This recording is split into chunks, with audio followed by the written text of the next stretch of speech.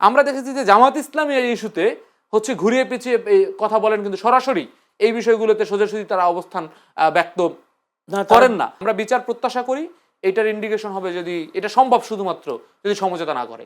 জি ধন্যবাদ আপনাকে অসংখ্য।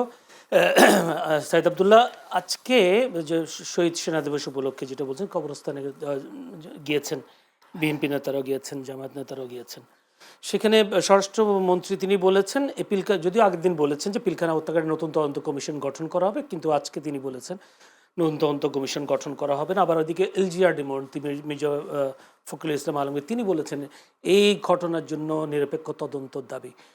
জনগণ কোনটা নেবে? নিরপেক্ষ তদন্তের দাবিটা তো অবশ্যই ভ্যালিড একটা দাবি, এবং কমিশনের যে ব্যাপারটা, কমিশন তো গঠন করা হয়েছিল, রাইট? এবং সেই জায়গায় কমিশনে যারা ছিল মোরলেস সবাই যোগ্য মানুষ ছিলেন বলেই সবাই কিন্তু অ্যাপ্রিসিয়েটও তখন করেছেন।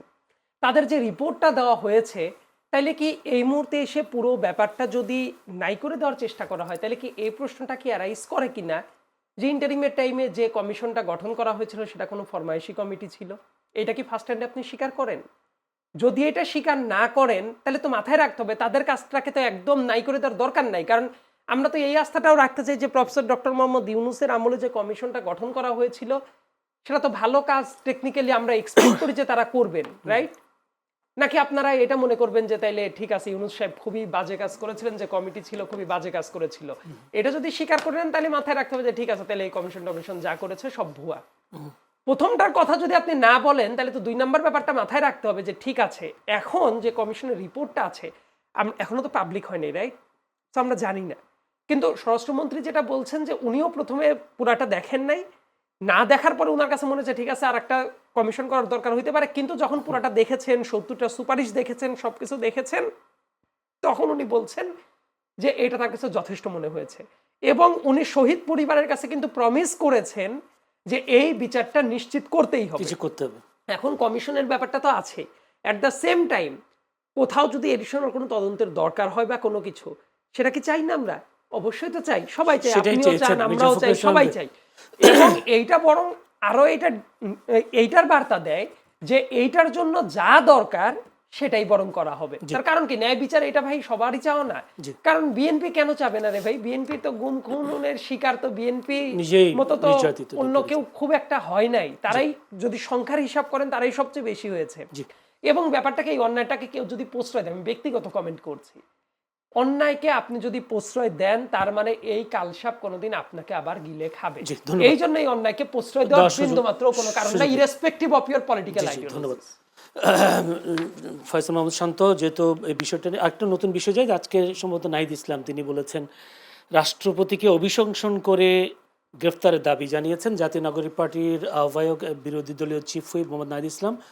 তিনি বললেন, আমরা মনে করি প্রথম যে অধিবেশন হবে সংসদ অধিবেশনে, সেই অধিবেশনের সবচেয়ে প্রথম কাজটি হবে এফএসির সময় রাষ্ট্রপতির অভিশংসনের জন্য পদক্ষেপ নেওয়া। নতুন জাতীয় সংসদে সরকারি দল ও বিরোধী দল সবাই মিলে এই কাজটি করবে, কারণ ফ্যাসিবাদের বিরুদ্ধে আমাদের জাতীয় ঐক্য রয়েছে। নিশ্চয়ই রাষ্ট্রপতির একটি বক্তব্য বিভিন্ন পোর্টালে প্রকাশ হওয়ার পরেই সম্ভবত তিনি এই কথাটা বলেছেন। আসলে কতটা এটা যুক্তিযুক্ত যেতে নাহিদ ইসলাম দাবি করেছেন?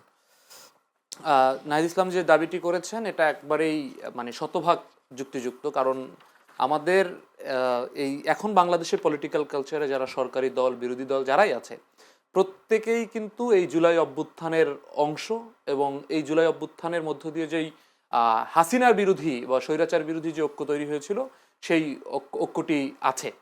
এবং সেই জায়গা থেকে একেবারেই পরিষ্কার যে হাসিনার যেই যতগুলো এস্টাবলিশমেন্ট এবং যতগুলো মুখপাত্র ছিল, স্বৈরাচারী মুখপাত্র, তার সবচেয়ে বড় একটি মুখপাত্র হচ্ছে বর্তমান রাষ্ট্রপতি এবং তৎকালীন রাষ্ট্রপতি যিনি চুপ্পু, তিনি রয়ে গিয়েছেন। এবং আমরা নানা ধারাবাহিকতায়, নানা সাংবিধানিক ধারাবাহিকতা রক্ষা, নানা কথার মধ্য দিয়ে হয়তো তার থাকতে হয়েছে, কিন্তু একটি নির্বাচিত সংসদে কিন্তু এবং একটি পলিটিক্যাল গভর্নমেন্ট, একটি স্বয়ংসম্পূর্ণ গভর্নমেন্ট, সেখানে কিন্তু আর এই হাসিনার যে রাষ্ট্রপতি চুপ্পুর কোনো প্রয়োজন নাই। এবং নাহিদ ইসলাম তার মানে তাকে যে অপসারণ করার দাবিটি যৌক্তিক। দ্বিতীয় জায়গাটা হচ্ছে যে তাকে যেই গ্রেফতারের কথা বলা হয়েছে, এখানে দুইটা জায়গা আছে। প্রথম জায়গাটি হচ্ছে যে তিনি কিন্তু যখন জুলাইয়ের গণঅভ্যুত্থান হয় তখন রাষ্ট্রপতি পদটাকে যদি আমরা অফিসিয়ালি রাষ্ট্রের সর্বোচ্চ পদ ধরি, তাহলে তখন রাষ্ট্রের সর্বোচ্চ পদধারী ব্যক্তি হচ্ছে চুপ্পু ছিলেন। তার মানে জুলাই অভ্যুত্থানের মধ্য দিয়ে বাংলাদেশ রাষ্ট্রে যে সমস্ত ম্যাসাকার হয়েছে সেখানে কিন্তু তার সম্মতি ছিল, কারণ তিনি কোনো ধরনের কোনো স্টেটমেন্ট বলেন, তিনি কোনো ধরনের এটার বিরুদ্ধে ব্যবস্থা নেওয়া বলেন, তার হাতে তার সেনাবাহিনী কিংবা জরুরি মুহূর্ত ঘোষণা করার মতো তার যে এখতিয়ার আছে সেটি তিনি গ্রহণ করেন না। তিনি প্রত্যক্ষভাবে তিনি হাসিনাকে সহযোগিতা করেছেন এবং জুলাই যে হত্যাকাণ্ডে সেখানে তার দায়ও রয়েছেন।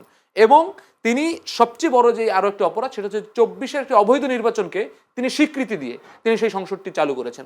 তো একাধিক অপরাধ তার রয়েছে এবং এখন বর্তমান রাষ্ট্রে তার কোনো প্রয়োজনও নাই। তো এই জায়গা থেকে এই রাষ্ট্রপতিকে রাখা কিংবা এই রাষ্ট্রপতিকে যদি আপনি আবার রাষ্ট্রীয় মর্যাদা আসীন করেন, তাহলে এইটা স্রেফ শেখ হাসিনার একজন মুখপাত্রকে রাখার আর ভিন্ন কিছু না।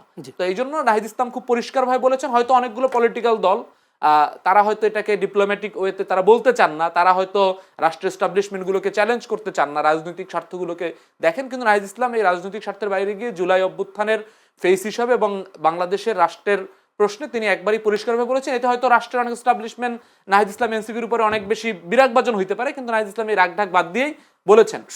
আমি এখানে একটা বিষয় যোগ করি, তারপর একটু জান, সেটা হচ্ছে যে যেমন আমি একটা জিনিস পরিষ্কারভাবে বলি যে আমাদের সাথে যাদের নির্বাচনী জোট ছিল জামাত ইসলামী, আমরা দেখেছি যে জামাত ইসলামী এই ইস্যুতে হচ্ছে ঘুরিয়ে পেঁচিয়ে কথা বলেন, কিন্তু সরাসরি এই বিষয়গুলোতে সোজাসুজি তারা অবস্থান ব্যক্ত করেন না এবং বিবৃতি দিয়েছেন, বিবৃতি বলেছেন যে রাষ্ট্রপতির দায়িত্বশীল হওয়া উচিত, তিনি পরবর্তী দায়িত্বশীল কথা বলবেন।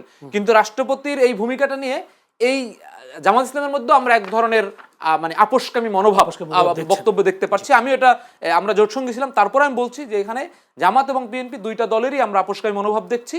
এই আপোষকামী মনোভাবের বিরুদ্ধেই জুলাই জনগণ দাঁড়িয়েছিল, যেই জনগণের পক্ষ থেকে নাহিদ ইসলাম এই কথাটি বলেছেন। ধন্যবাদ।